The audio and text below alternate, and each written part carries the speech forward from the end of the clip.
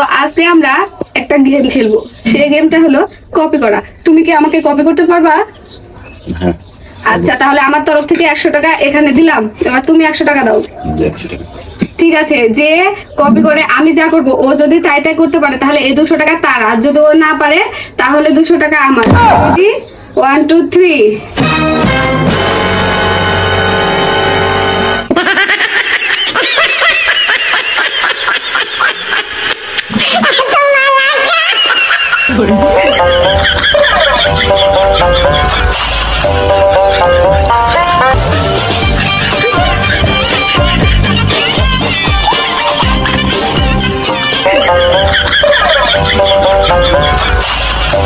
你别笑。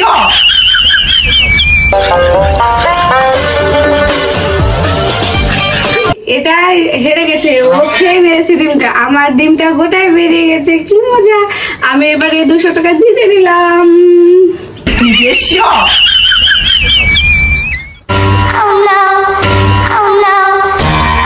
এখনই দিল। প্রথমে আমরা সকালে গেম প্রতিযোগিতা করলাম, তো প্রতিযোগিতায় আমি জিতেছি, খুবই ভালো লাগলো।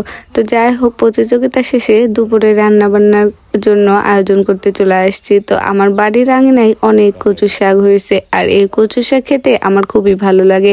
কচু শাকে ভিটামিন অনেক বেশি আর চোখের জ্যোতি বাড়ে, সেজন্য আমার কচু শাক খেতে খুবই ভালো লাগে।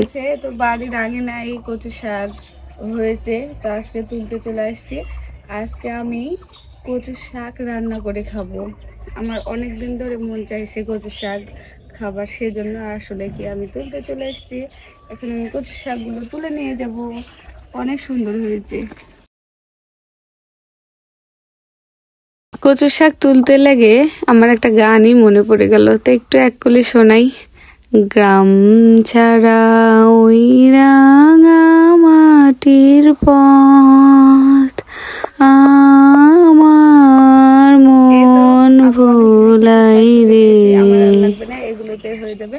তো আজকে এগুলো আমি সুন্দর করে ধুয়ে কেটে বেছে রান্না করব।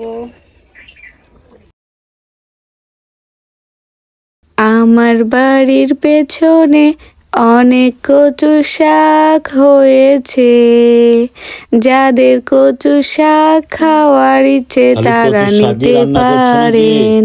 আরে না, এই তো এখানে ডিম সিদ্ধ রেখেছি, এখানে আলু সিদ্ধ করে রেখেছি, আলু দিয়ে ডিম দিয়ে, যেটাকে আমরা বলি ঘাটি। তো আলু দিয়ে ডিম দিয়ে ঘাটি রান্না করব। আমি তো জানি তুমি কচু শাক খাও না, সেজন্য শুধু কচু শাক আমার জন্যই, আমার অনেকদিন ধরে খেতে ইচ্ছা করছে, সেজন্য। বুঝলা? ও আচ্ছা, আমি তো মনে করেছিলাম যে খালি কচুর শাকই রান্না করছো। আরে না, তাহলে তুমি আবার খাবা কি দিয়ে? আচ্ছা, আমি রান্না করে নি তাহলে।